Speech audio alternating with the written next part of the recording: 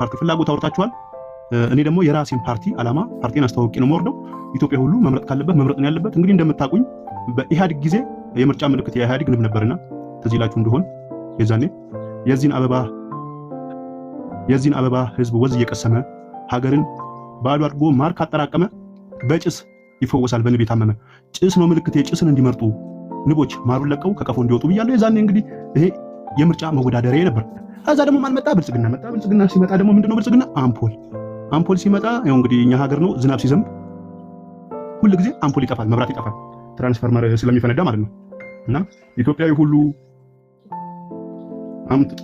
ሁሉ ቆመ ወረፋ ዝናብ ፓርቲን ምረጥ አምፖሉ እንዲጠፋ ብዬ ነበር። በሁለቱ መስዋዕትነት ከፍያለሁ። አሁን ግን እንደዚህ አይነት ፖለቲካ ውስጥ መግባት ስላልፈለኩ የራሴን ፓርቲ አቋቁሜያለሁ። አሁን ስለዚህ ፓርቲን ከስክሼ መምረጥ ካለበት የወደደውን የኢትዮጵያ ህዝብ ይምረጥ።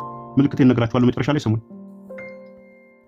እኔም ብትመርጡኝ ለሚመጣው ምርጫ ለጠጪዎች ውስኪ፣ ለቃሚዎች በርጫ፣ ለፈረሶች ፍጥነት፣ ለአህዮች እርግጫ፣ ለአርሰናል ደጋፊ አራቱንም ዋንጫ በነጻ እድላለሁ።